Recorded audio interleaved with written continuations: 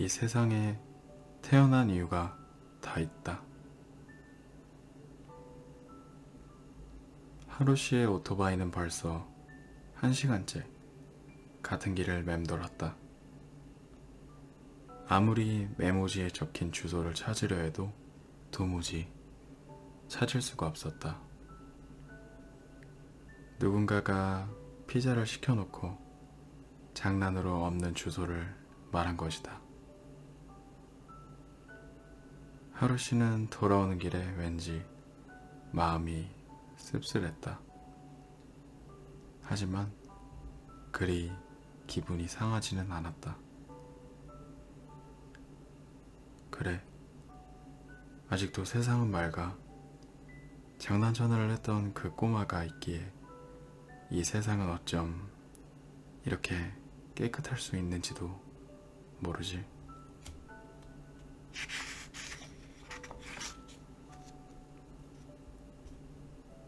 하루씨는 길 가장자리에서 흙으로 놀고 있는 아이를 보고 가볍게 고개를 숙여 인사를 했다. 아이는 그저 신이 나서 하루씨에게 다가와 오토바이 꽁무니에 풋사과처럼 매달렸다. 아이는 머리를 긁적거리며 말했다.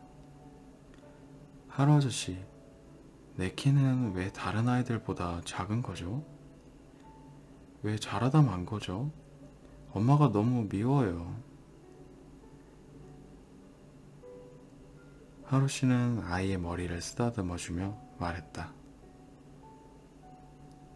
엄마를 미워하면 안 된단다. 엄마는 너에게 소중한 생명을 주셨잖니. 엄마를 미워한다는 건 너 자신을 미워한다는 거야. 하지만 이왕이면 다른 아이들처럼 컸으면 좋겠어요. 딱 10cm만 컸어도 내 생활은 확 달라졌을 거예요.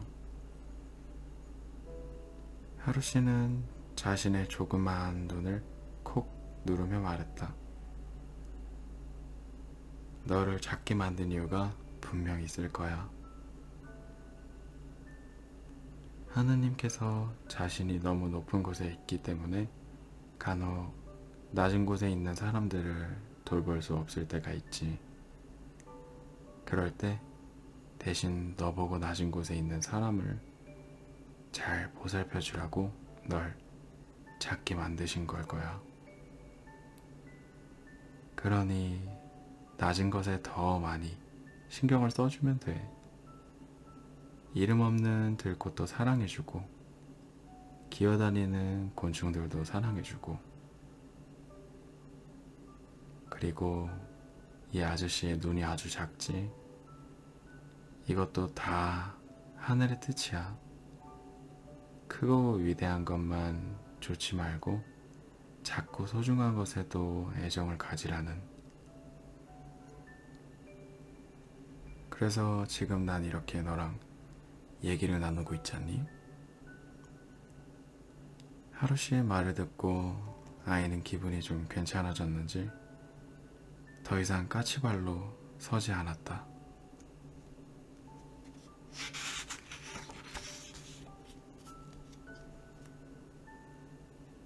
외모에 대한 집착은 본능만으로도 충분하다. 하나도 없이 침묵만이 존재할 뿐이었다. 하루씨는 오랜만에 맨발로 집을 나섰다. 한참 동안 공원 산책로를 걷고 있는데 뒤에서 낙엽이 바스락거리는 소리와 함께 또각또각 하일 소리가 점점 가까이 다가왔다. 잠시 뒤 하루씨 뒤에 바짝 따라붙은 아가씨가 인사를 건넸다. 안녕하세요, 아저씨. 하루 아저씨 맞죠? 네, 안녕하세요. 하마터면 알아보지 못할 뻔했어요. 좀 어두워서요. 그런데 왜 맨발로 걷는 거죠? 신발을 잃어버렸나요?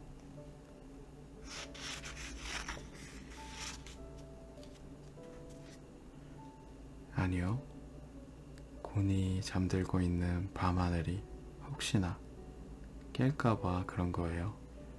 아가씨도 하의를 벗으세요. 하루씨는 검지를 입술에 갖다 세우며 조용하게 말했다. 아가씨는 하의를 벗어 양손에 한 짝씩 들었다. 그리고 입을 열었다. 하루 아저씨, 실례가 되지 않는다면 뭐 하나만 물어봐도 될까요? 하루씨는 수긍의 배지로 두 눈을 깜빡거렸다. 요즘 여자들은 왜 그리 화장이 점점 짙어지는 걸까요? 붉은 립스틱을 짙게 바른 아가씨는 마치 남의 일인 듯 물었다. 부족함을 감추기 위해서죠. 하루씨는 개미 소리처럼 작게 얘기했다. 색이 짙다고 다 부족한 건 아니잖아요. 아름다워지려는 것은 자연스러운 욕망 아닌가요?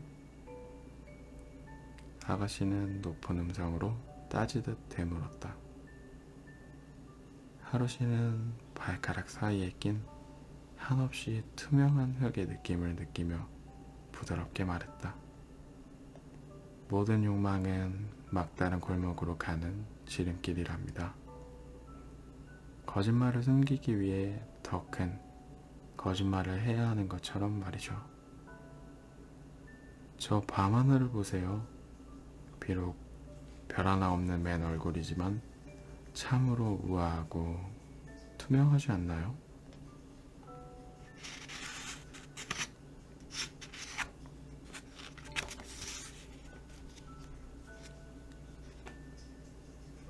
하늘은 땅 밑에 있고 그 밑에 수많은 영혼이 있다. 관을 만드는 목수가 대패를 든 채로 정전이 된 피자집을 거미처럼 더듬더듬 기어들어왔다. 목수는 어둠 속에 목소리를 섞었다. 하루씨, 왜 모든 관은 누워있는 자세이지? 의자처럼 앉을 수 있는 관을 만들면 안 될까? 하루씨도 어둠 속으로 말을 던졌다. 누워있는 모양의 관을 만드는 건 당연한 거죠. 누워있어야 땅과 조금이라도 가까워질 수 있잖아요.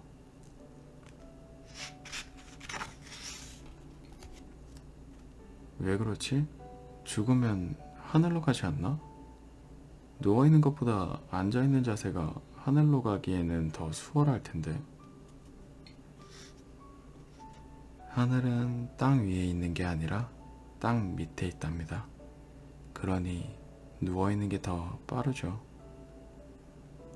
그때 피자집에 불이 들어왔다. 갑자기 들어온 불에 눈이 부신지 두 사람은 눈을 찡그렸다. 목수는 손가락으로 위를 가리키며 말했다. 하루씨, 그게 무슨 소리인가? 하늘이 땅 밑에 있다니 하늘은 우리 머리 위에 있지 않는가? 아닙니다. 땅 밑에 수많은 영혼이 살고 있답니다. 지금처럼 정전이 되면 귀가 더 민감해지듯 사람이 죽으면 생명에 대한 애착이 더 심해지죠. 그런 이유로 많은 영혼들은 해마다 봄이 오면 푸른 생명으로 도난한답니다.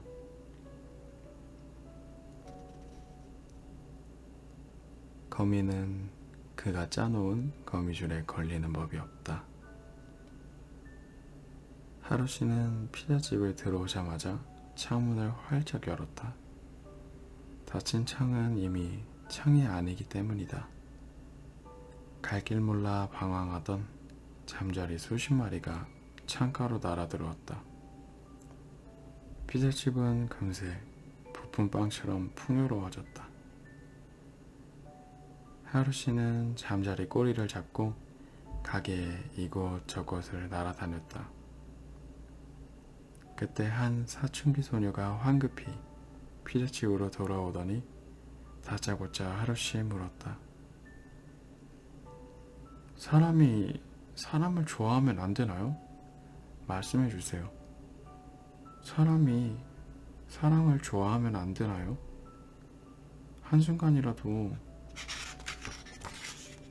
그를 잊은 적이 없어요. 지금 말하는 이 순간조차도 그는 내 머릿속에서 떠나지 않아요. 사람을 향해 마음이 움직이는 건 지극히 당연한 감정이란다. 그런데 왜 그는 나를 좋아하지 않는 거죠? 사랑은 왜 늘 나로부터 시작되어야 하는 거죠? 그가 나를 먼저 좋아해주면 안 되나요? 하루 씨는 검지로 천장 구석을 가리켰다. 저길 보거라. 꽁무니에서 거미줄을 내뿜는 거미가 보이지? 거미는 자기가 짜놓은 그물에 제 스스로 걸리는 법이 없단다. 소녀는 두 눈을 깜빡거리며 말했다. 그렇다면 지금 내 감정이 내가 스스로 만들어 놓은 함정이란 말인가요? 짝사랑은 잘못된 사랑인가요? 하루씨는 검지를 흔들었다. 짝사랑은 일종의 끈끈이란다. 너의 눈물, 너의 상처, 너의 열정이지. 먼 훗날 바람을 맞고 거미줄의 끈끈한 성질이 약해질 때 다시 거미줄을 뿜어낼 수 있는 거듭남의 원천이지. 그 원천이 바로 오늘의 그리움이야. 이 그리움을 잘 간직하고 잘 키워가렴. 그리고 너한테 바라는 게 하나 있단다. 그건 바로 너의 그리움이 너의 상처보다 더 강해지면 한단다.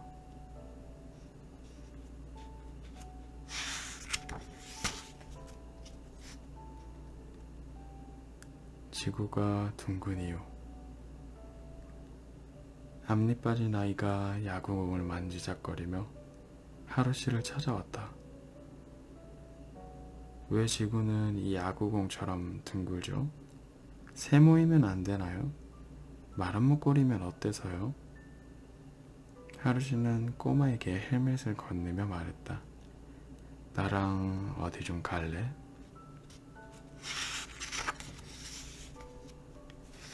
하루씨는 꼬마를 오토바이에 태우고 어디론가 달렸다.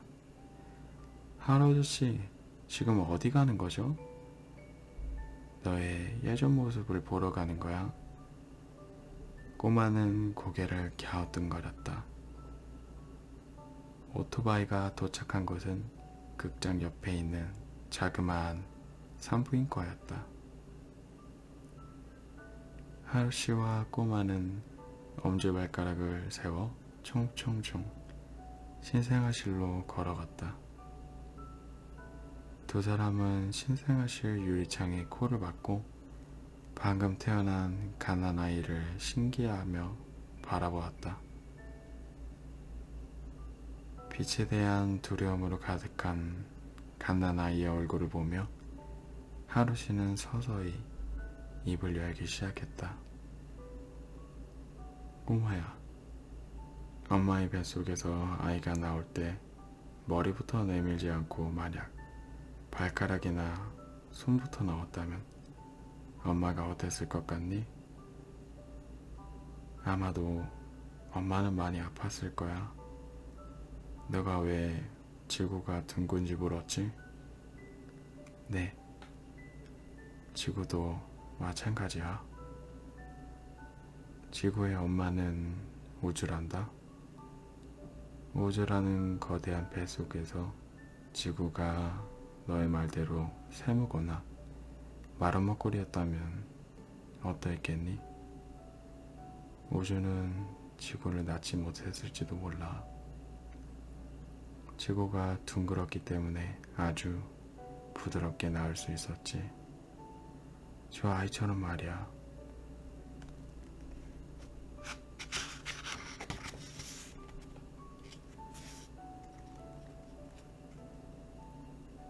마음이 딴 곳에 있으면 보아도 보이지 않고 들어도 들리지 않는다.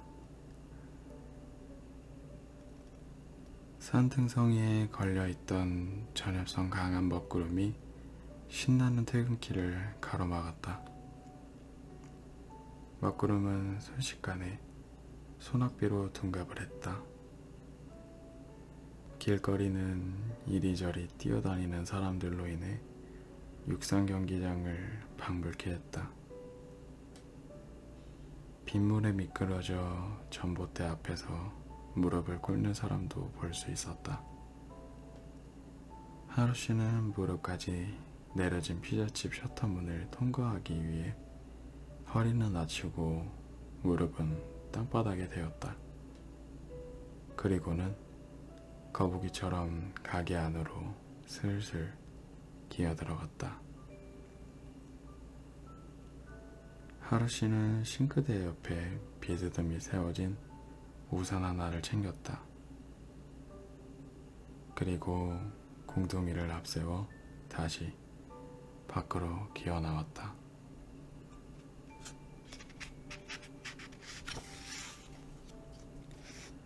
하루씨, 같이 좀 가세.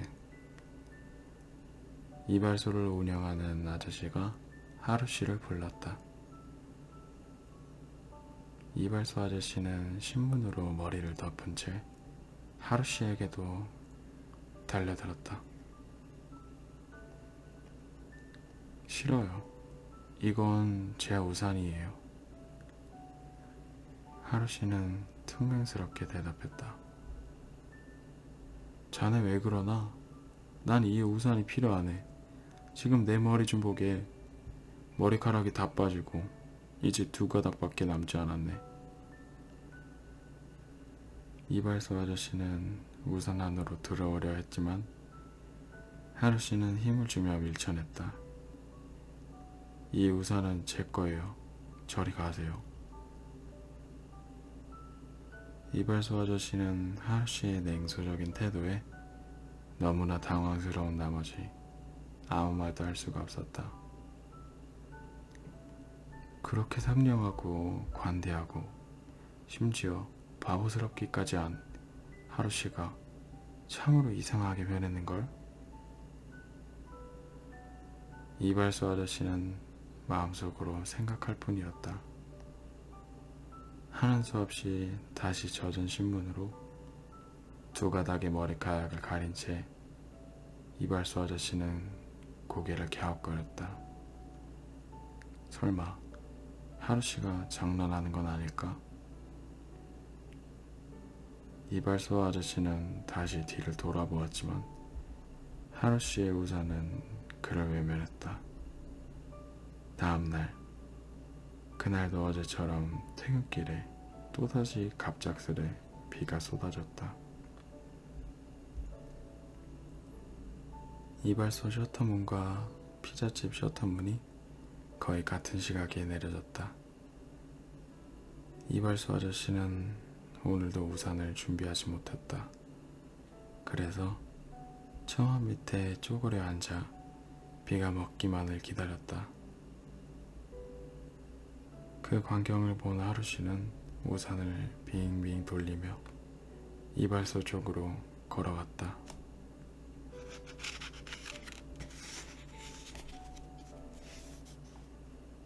아저씨, 비가 많이 오네요.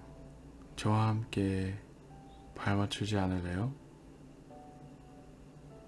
필요 없네. 어제 일은 너무나 서운했네. 어떻게 자네가 나한테. 어제 무슨 일이라도 뒷산에서 호랑이도 내려왔나요? 하루씨는 입술을 내밀며 엉뚱하게 답했다. 어제 일을 모른단 말인가? 자네가 날 외면하지 않았는가? 얼마나 내가 민망했던지. 아, 우산 말씀이시군요. 하루씨는 이제야 생각이 났다는 듯 손으로 무릎을 쳤다. 자네가 우산을 받쳐주지 않는 바람에 어제 내 머리카락 하나가 빠졌네. 이제 한 가닥밖에 남지 않았네. 오늘은 이 한 가닥을 좀 자네가 지켜주게. 이발소 아저씨는 하루씨 우산 안으로 쏙 들어왔다. 그러자 갑자기 하루씨는 빠르게 앞으로 달려갔다. 이발소 아저씨는 손으로 머리카락을 가르며 외쳤다. 하루, 자네 왜 또 그러는가?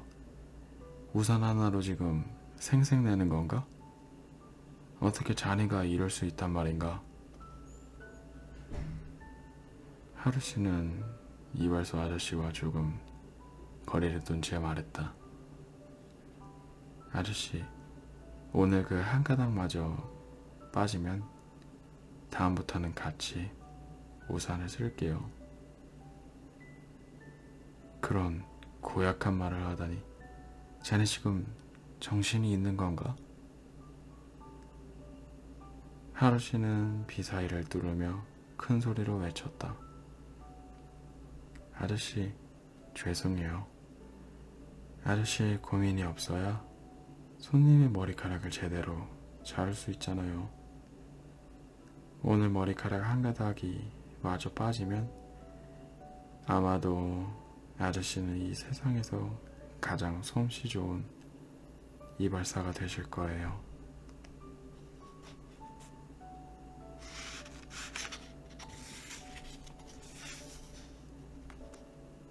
사람보다 숫자가 대우받는 세상. 며칠째 무더위가 계속되었다. 사람들은 부채질을 하며 인상을 구겼다. 태양이 있기에 그늘이 있다는 걸 모르는 사람들은 다들 태양의 출현에 불만을 표시했다. 너무나 태양이 강렬했기 때문이었다. 하지만 하루씨는 태양을 바라보며 환하게 웃었다. 하루씨는 플라타너스 그림자를 따라 은행으로 향했다. 아가씨, 저는 피자 배달부입니다. 주인 아저씨 심부름으로 돈을 찾으러 왔습니다.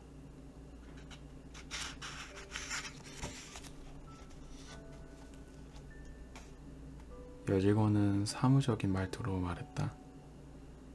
인출 금액과 비밀번호와 도장을 주세요. 하루씨는 인출 명세표 앞에 서서 엄지로 볼펜을 빙빙 돌렸다. 그리고는 머리를 긁적거리며 여직원에게 다시 말을 건넸다. 아가씨, 주인 아저씨 통장 비밀번호를 미처 챙겨오지 못했는데. 절대 안 돼요. 비밀번호를 모르면 그 누구도 찾을 수 없어요. 여직원은 딱 잘라 말했다. 사람보다 숫자가 대우받는 세상.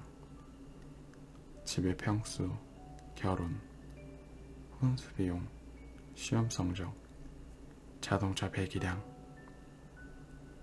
하루씨는 까닭 모를 답답함과 소외감을 안고 구겨진 인출 명세표처럼 초라하게 은행을 빠져나왔다. 밖은 여전히 뜨거웠다. 플라타너스 그늘 아래에서 누군가가 오라고 손짓했다. 하루씨, 뜨거우니까 이 그늘 안으로 들어오게. 여긴 지낼만 하네. 괜찮아. 하루씨는 그냥 밖에 있었다. 우울했던 마음을 말리고 싶었던 거다.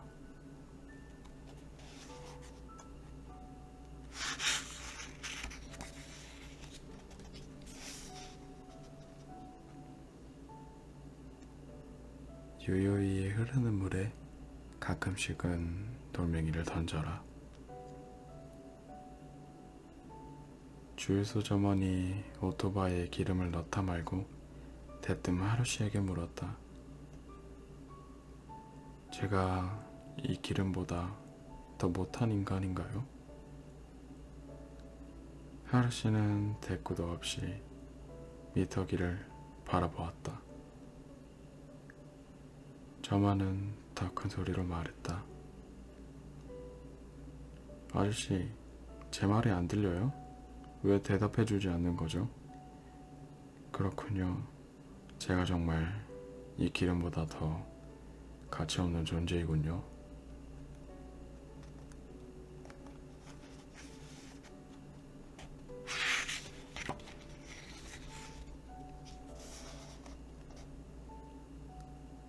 점원은 절망스러운 표정을 지었다. 하루씨는 미터기에 표시된 금액을 점원에게 건네며 말했다. 자네 말대로라면 나는 이 돈보다 못한 인간이겠군. 점원은 고개를 흔들며 말했다. 천만에요. 아저씨는 돈보다도, 아니, 그 무엇보다도 더 귀한 사람이에요. 하루씨는 점원에게 왜 그런 질문을 하게 되었는지를 되물었다. 점원은 씁쓸해한 미소를 지으며 입을 열었다. 남들은 앞을 다투어 아저씨에게 질문을 하는데 나도 그래야 할 것 같아서 그냥 아무 생각 없이 그런 질문을 한 거예요. 하루씨는 입술의 문을 굳게 닫았다.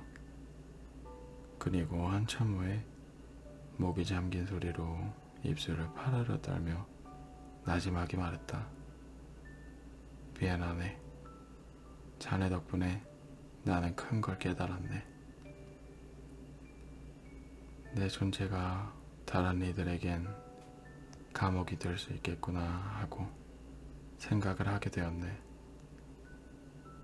아니에요. 그게 아니에요. 아저씨, 제 실없는 소리 때문에 괜히 괴로워하지 마세요.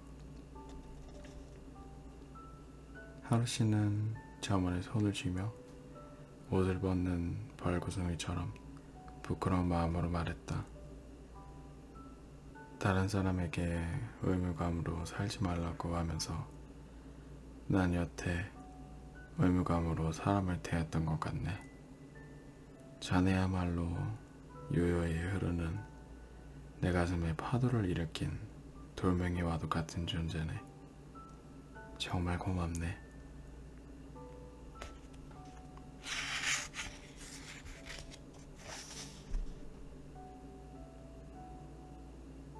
좋은 친구를 얻으면 세상을 얻는 것이다.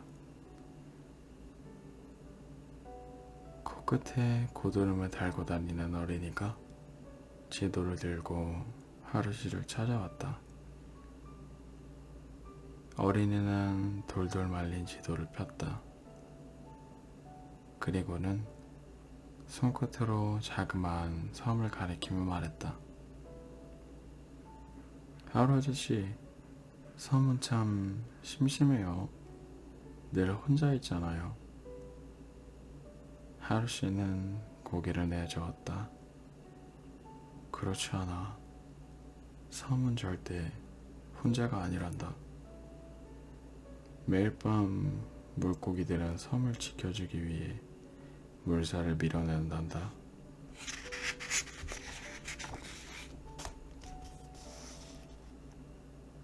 하루씨는 어린이에게 눈높이를 맞추며 얘기했다. 그래도 섬은 심심할 거예요.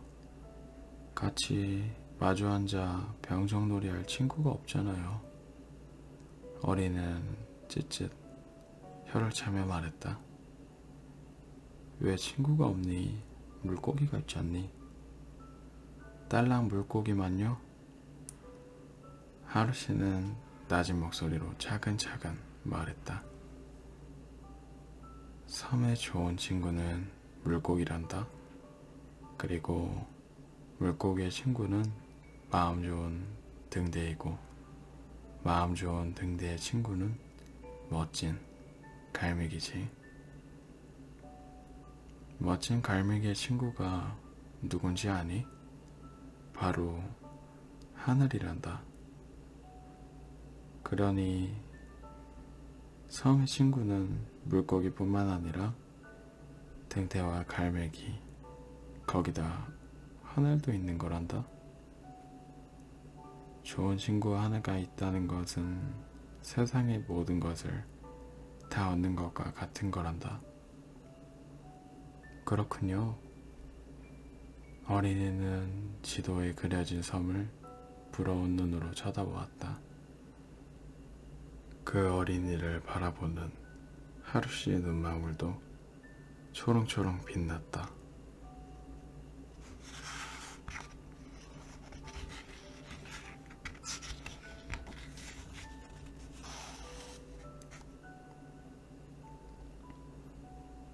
죽음은 삶을 거꾸로 가는 것에 불과하다. 페퍼로니 피자를 피자통에 싣고 오토바이에 열쇠를 꽂는 순간 지팡이에 삶을 올려놓은 노인 한 분이 길을 막고 서서 하루씨에게 물었다. 하루 양반, 죽음이란 게 과연 무슨 의미일까? 며칠 밤을 곰곰이 생각해봐도 결론이 나지 않는구려. 하루씨는 손가락 끝으로 저 멀리 보이는 산을 가리키며 입을 열었다.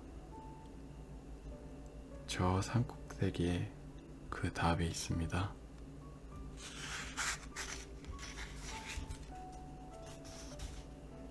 내일 한번 저 산을 오르세요. 그럼 그 답을 얻을 겁니다. 아참, 등반하실 때에는 반드시 뒷걸음으로 오세요. 아셨죠? 하루씨의 오토바이는 노인을 뒤로 한 채 커브를 돌아 사라졌다. 다음날 노인은 지팡이를 하늘을 향해 휘두르며 허둥지둥 하루씨를 찾아왔다. 여보게, 하루 양반, 당신 말대로 저 산을 뒷걸음질로 올라갔었네. 그런데 그곳엔 죽음에 대한 답을 찾을 수가 없었네. 답은 도대체 어디에 숨겨져 있는 건가? 산 중턱인가? 꼭대기인가? 아니면 지구 밖이란 말인가? 괜히 자네 때문에 고생만 했지 뭔가. 하루씨는 노인의 손을 잡더니 갑자기 뒤로 걷기 시작했다. 자네 지금 왜 그러나? 어르신, 죽음은 항상 우리 등 뒤에 있답니다. 등을 앞세우고 정상을 향해 오를 때 분명 어르신께선 산을 내려오는 듯한 착각을 받았을 겁니다. 죽음은 가슴과 등짝을 들락거리는 연기와 같죠. 죽음은 단지 삶을 거꾸로 살아가는 것에 불과하답니다.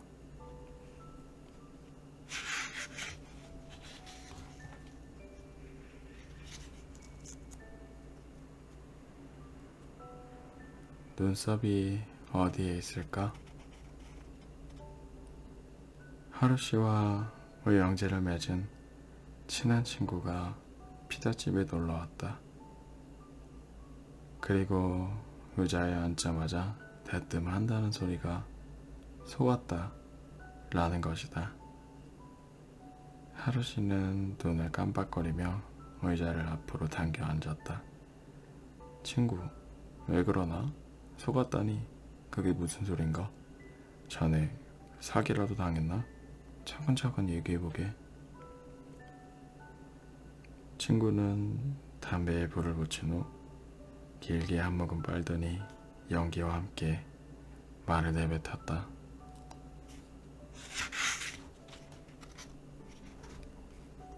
사기도와 아주 큰 사기일세. 글쎄 말이야, 내 안위에 눈썹이 없지 뭔가. 눈썹이 바람에 날린 건지 아니면 장마에 쓸린 건지 참으로 이상하다니까. 여태 나는 아내의 눈썹이 진짜 눈썹인 줄 알았는데 알고 보니까 내가 본 눈썹은 화장 연필로 그린 눈썹이었다 하더군. 벌써 10년이나 이불을 함께 사용했는데 감쪽같이 나를 속이다니. 하루, 정말로 이럴 수가 있나? 하루씨는 당겨 앉았던 의자를 다시 뒤로 물리며 한참 동안 실 같은 얕은 미소를 보였다. 그리고 친구의 눈망울 속으로 자신의 마음의 말을 던졌다. 난 자네가 몹시 부럽다네. 자네는 이 세상에서 가장 행복할 사람일세. 자네 아내는 첫 모습 그대로를 보여주기 위해 10년이라는 세월 동안 자네를 속인 걸세. 자네에게 최고의 모습을 보여주고 싶은 걸세. 여전히 자네를 사랑한다는 증거일세.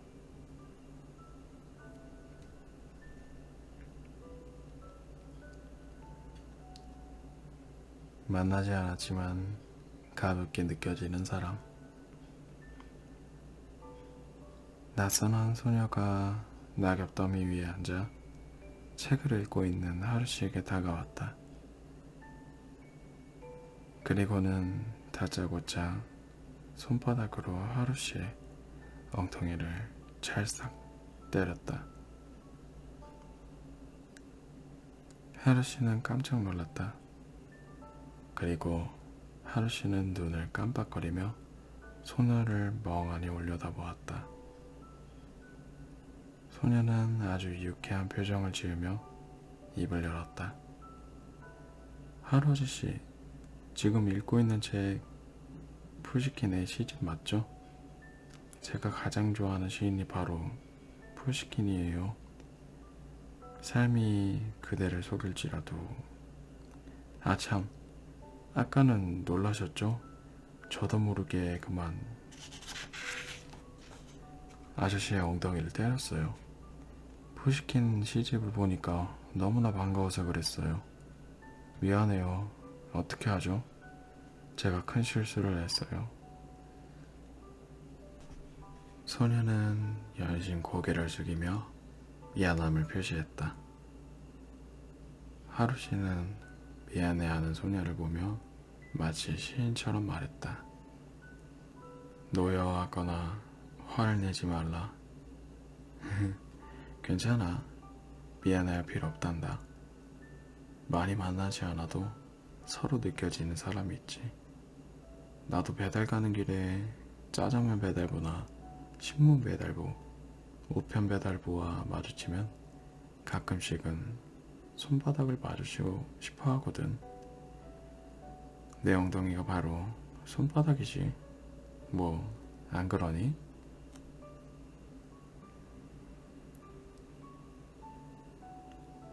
오기로부터의 창작. 하루씨는 한가한 낮 시간을 이용해 가까운 서점에 들렀다. 한 달 전에 손님 중에 한 사람이 시집 출간을 준비한다는 소식을 들었기 때문이다. 시집 코너에는 많은 시집이 한방눈처럼 수북히 쌓여 있었다. 점원은 연기처럼 쓱 다가와 하루씨에게 물었다. 어떤 시집을 찾으시죠? 제가 찾아드릴까요? 고맙습니다만 제가 찾겠습니다. 하루씨는 점원이 베푼 친절을 정중히 거절했다.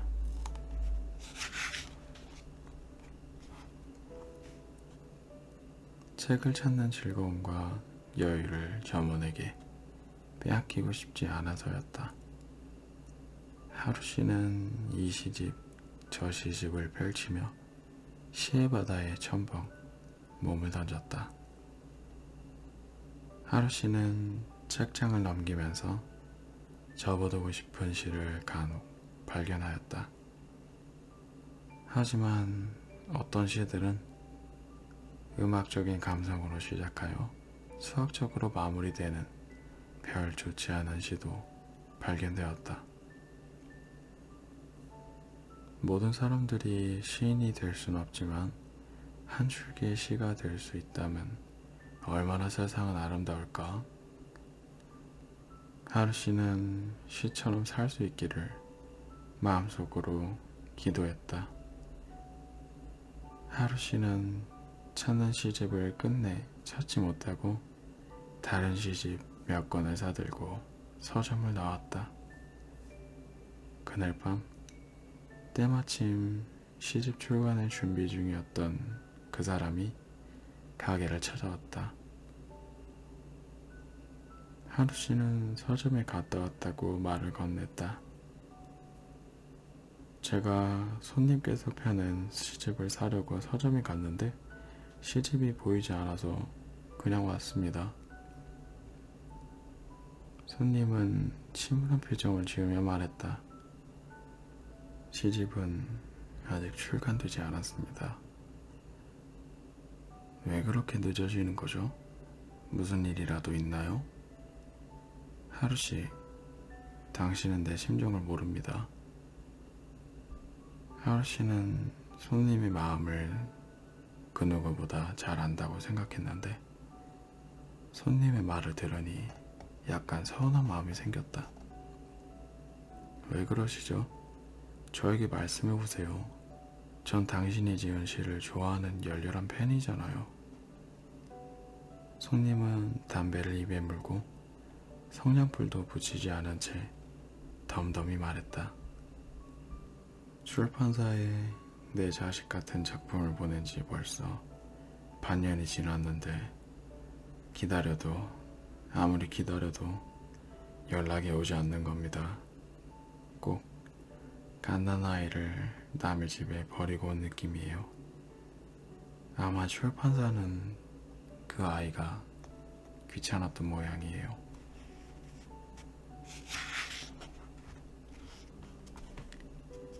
하루씨는 손님의 축 처진 어깨에 손을 살짝 얹으며 조심스럽게 말을 꺼냈다. 그 누구도 당신에게 절망을 줄 순 없어요. 그리고 당신의 작품을 평가할 수도 없죠.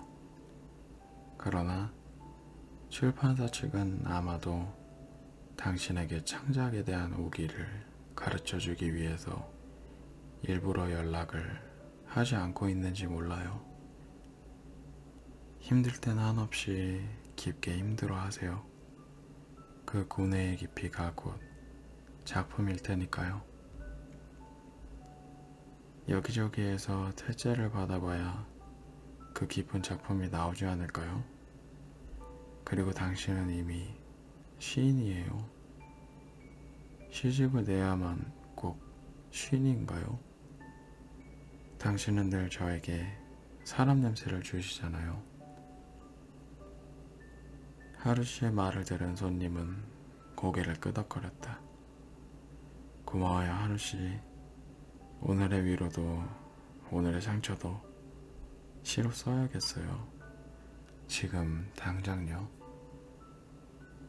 손님은 환한 얼굴로 기분 좋게 가게를 빠져나갔다.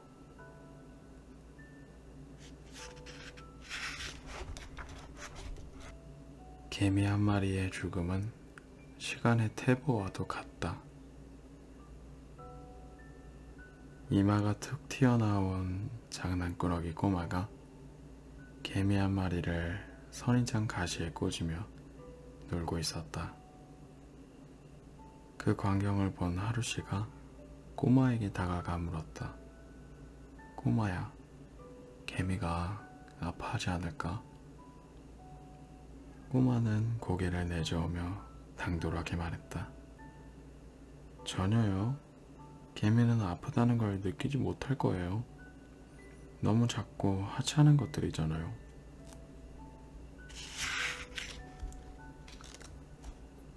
하루씨는 꼬마의 귓볼을 만지며 개미처럼 속삭였다. 꼬마야, 이 세상에 하찮은 존재란 없단다.